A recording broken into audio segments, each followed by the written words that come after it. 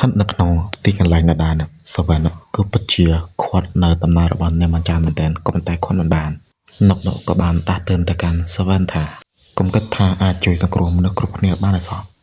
នេះនោះគឺដូចជាខកខ្លួនឯងទាំងស្រុងចឹងសង្ឃឹមថាឆាប់នោះសាវ៉ានគឺនឹងធ្លាក់ចូលទៅក្នុងស្បិតអាក្រក់ភ្លាមសាវ៉ានគឺពិតជាឆ្ងល់ថានុកស្គាល់ឈ្មោះគាត់បានដោយរបៀបណាវាគឺពិតជាមិនសំខាន់បេសកកម្មរបស់ខ្ញុំគឺជាអ្នកសម្រេចដោយទម្រង់ជា stream machinery នោះគោះពណ៌បៃសាច់នោះកំទេចចោលយ៉ាងងាយខ្លាំងមែនតើហើយក៏បាញ់មកគ្រាប់ប៉ុន្តែជីវិត1-0ដោយមិនខ្វល់ពីនោះសាវ៉ានក៏បានយកកញ្ញារីកោនោះឲ្យភៀសខ្លួនទៅកន្លែងលាក់ខ្លួនដែលមានសុវត្ថិភាពទាំងដែលដឹងថានាងនោះគឺទៅលេងរួចទៅហើយគាត់គឺបានសន្យានឹងនាងថានោះឲ្យនាងនៅកន្លែងសុវត្ថិភាពនៅពេលដែលមានបញ្ហាអ្វីនោះគាត់គឺនឹងមកជួយសង្គ្រោះនាងភ្លាមចំណែកគាត់នៅវិញគឺកំពុងធ្វើការស្វែងរកនោះណែម្ចាស់តាំងពីជាន់ទី1នោះរហូតដល់ជាន់ទី99តែម្ដងរហូតមកដល់ពេលដែលគាត់ញាក់ឡើងជួបជាមួយនឹងសេរ៉ូបេសកកម្មមួយនេះគឺពិតជាលំបាកខ្លាំងហើយក៏គ្មានតម្រុយអំពីទ្វារចិត្តបញ្ហានោះវាគឺនៅតែមិនអាចដោះស្រាយបានដដែលមិនទាន់ចាប់អារម្មណ៍ស្រួលបផងនោះមនុស្សអបិយទាំងពីរក៏មកដល់ក៏ប៉ុន្តែសេរ៉ូនោះគឺលឿនជាងគេជាងឯងទៅទៀតពួកគេនោះក៏បានសាកសួរពីសាវ៉ានថានៅក្នុងសបិនមានតម្រុយអ្វីក៏ប៉ុន្តែអត់មានព្រោះថាលោកពីជីចោនោះគឺបានរត់គេចជាមួយនឹងអ្នកម្ចាស់ទៅហើយបច្ចុប្បន្នសាវ៉ានគឺនៅតែមិនទាន់អាចរកពួកគេឃើញនៅឡើយអាបែកមួយនោះរត់គេចមធ្យមនោះទេងុំនោះថែមទាំងទុកប្រពន្ធរបស់ខ្លួនឯងចោលទៀតអាហ្នឹងមិនគឺជាគ្រួសារវាគឺពិតជាមិនចម្លែកនោះទេដែលគេនោះទុកប្រពន្ធគេចោលបែបនេះដែរយកចិត្តទុកដាក់ជាមួយអ្នកម្ចាស់ជាជាងប្រពន្ធរបស់ខ្លួនព្រោះថានៅ4ឆ្នាំមុននោះគឺអ្នកម្ចាស់នោះគឺបានគ្រោះថ្នាក់នៅចរាចរណ៍រឿងក្តីមួយនេះលោកវូជីមីនគឺទំតែដោះស្រាយវាថ្មីនៅឡើយក្នុងការសាកសួរចម្លើយមនុស្សទាំងពីរនេះសួរទៅកាន់កញ្ញារីកោថាឆ្នាំនោះមានគ្រោះថ្នាក់ចរាចរណ៍កើតឡើងចំពោះពួកគេទាំងពីរនាក់ហើយកញ្ញាណែម្ចាស់នោះក៏បាត់បង់ជីវិតនៅពេលនោះសាវ៉ានគឺមិនគួរឲ្យជឿនឹងផ្នែកថាយប់រដល់គាត់សាវ៉ានឃើញនាងរយប់តើនាងគឺអាចស្លាប់ដោយរបៀបណាសុបិនវាគ្រាន់តែគឺជាផ្នែកទូចមួយនៅក្នុងពិភពពិតប៉ុណ្ណោះពិភពពិតសាវ៉ានគឺមិនទាន់ដែលឃើញណែម្ចាស់នៅឡើយនោះទេមិនធ្លាប់ឃើញតែយ៉ាងម៉េចចោះផ្ទាំងផ្សាយពាណិជ្ជកម្មអំពីនាងជាច្រើនតើវាគឺជារឿងអ្វីប្រហែលជាសាវ៉ានគឺបានយល់ច្រឡំហើយវាគឺជារូបដ៏សាងកញ្ចាស់នៅពេលដែលនាងនៅរស់ប៉ុណ្ណោះហើយសាវ៉ានគឺមិនអាចទទួលស្គាល់យកនៅការពិតតទៅសោះអំពីរឿងរ៉ាវទាំងអស់នេះមួយវិញទៀតសោះលោកពីជាចោរគឺពិតជាលាក់បាំងបានច្រើនខ្លាំងមែនទែនអំពីការស្លាប់របស់អ្នកម្ចាស់នោះដែលគ្មានបែកធ្លាយនៅព័ត៌មានសំបីតែបន្តិចជាមួយនឹងគ្នាដែរសាវ៉ានគឺកំពុងតែមកទីនេះដើម្បីជួបលោកប៊ីជូជីបងស្រីរបស់សាវ៉ានគឺបែរជាគិតថាសាវ៉ានគឺកំពុងតែរកការងារធ្វើនៅកន្លែងនេះទៅវិញគ្នាគឺមិនតឹងទៅដឹងអីផងមុខអាមួយគឺពិតជាមិនគួរណាឲ្យបងស្រីរបស់វាគិតល្អជាមួយនឹងវាទេប្រហែលជាវាគឺចង់ធ្វើអីជាមួយអ្នកម្ចាស់ហើយរកតាអបិសាវ៉ានបកស្រាយអេមតិចកំបានផងនៅក្នុងសបិនលោកពីជាចោរគឺពិតជាចាំនៅសាវ៉ានយ៉ាងច្បាស់ខ្លាំងមែនទែនចូលទៅក្នុងបន្ទប់របស់គាត់ឃើញនៅរូបថតរបស់អ្នកម្ចាស់ជាច្រើនក្នុងនាមជា fan សាវ៉ានគឺពិតជាមានការរន្ធត់នៅក្នុងចិត្តនឹងមានរឿងអ្វីកើតឡើងនៅពេលនោះគ្រានៅពេលដែលពួកគេគឺកំពុងតែធ្វើដំណើរក៏មានហេតុការណ៍ឡានក្រុងបុកទៅកាន់សម្ដៅទៅកាន់ពួកគេហើយក៏ពេលនោះហើយគឺជាគ្រាមួយដែលអ្នកម្ចាស់គឺសន្លប់នៅក្នុងពេទ្យដែលគាត់គឺចង់រក្សាជាការសម្ងាត់អំពីជំងឺរបស់នាងជាមួយនឹងមនុស្សគ្រប់គ្នាព្រោះថាបើសិនជាបែកធ្លាយដល់អ្នកកសែតវាគឺនឹងមានបញ្ហាដ៏ធំក៏ប៉ុន្តែពេលនោះខ្ញុំគឺមិនទាន់ចាប់អារម្មណ៍ថាមានរឿងអ្វីកើតឡើងស្រួលបួសផងនាងក៏ត្រូវបានបាត់ខ្លួនជាសម្ងាត់ហើយករណីមុនពួកយើងគឺនៅតែរក្សាទុកវាគឺជាការសម្ងាត់ដដែលមូលហេតុដែលគាត់គឺមិនផ្សព្វផ្សាយចេញទៅក្រៅវាគឺគិតថាគឺជារឿងល្អបើសិនជាមនុស្សគ្រប់គ្នានៅក្នុងប្រទេសដឹងពីការស្លាប់ហើយនឹងការបាត់ខ្លួនរបស់នាងតើពួកគេគឺនឹងមានការសោកស្ដាយយ៉ាងម៉េចទៅសូម្បីតែអ្នកម្ចាស់ក៏នាងក៏មិនចង់ឲ្យរឿងខ្លះជាបែបនេះផងដែរអញ្ចឹងហើយតើគាត់ទុកករណីមួយនេះគឺជាអាតកំបាំងហើយបច្ចុប្បន្នទេសោគាត់គឺនៅតែមិនទាន់អាចធ្វើចិត្តបាននៅឡើយទេក្នុងការបាត់បង់អ្នកម្ចាស់ក៏សូម្បីតែសាវ៉ានក៏ដោយក៏ប៉ុន្តែអ្វីដែលលោកវីជូជីច្បាស់បំផុតគឺ ណែមកចាណគឺជាមនុស្សស្រីដែលមានសំណាងជាងគេបំផុតនៅក្នុងលោករឿងមួយនេះសំបីតែទីស្នាក់ការប៉ូលីសក៏ឯកភាពនឹងរឿងនេះតើរឿងមួយនេះផ្សព្វផ្សាយវាទៅខាងក្រៅវាគឺយ៉ាងម៉េចវាក៏មិនអាចផ្លាស់ប្ដូរនៅអ្វីគ្រប់យ៉ាងបានដែរមួយវិញទៀតបើសិនជានាងជានាងគឺនៅតែនាងក៏មិនមានសមត្ថភាពអាចទៅប្រឡូកចូលទៅក្នុងអាជីពរបស់នាងដដែលលាក់ទុកគឺជាអាថ៌កំបាក់បែបនេះហើយវាគឺជារឿងល្អបំផុតទោះបីជាយ៉ាងណាក៏ដោយសាវ៉ែនក៏នៅតែបញ្ជាថា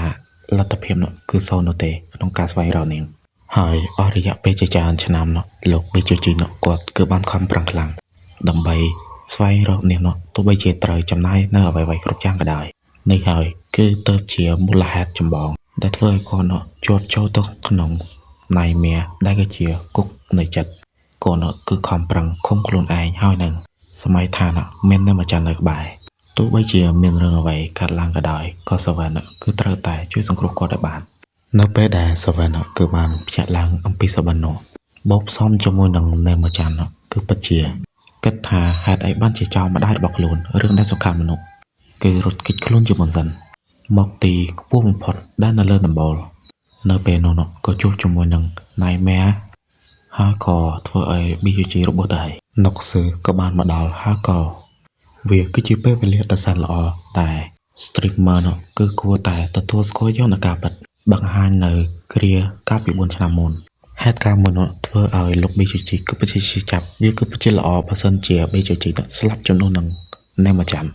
បច្ចុប្បន្នវាគឺពិតជាស័ក្តិសមគឺជាពេលវេលាដ៏ល្អបើសិនជាលោក BUG ចង់ឲ្យរឿងមួយនេះខ្លាចជាការពិត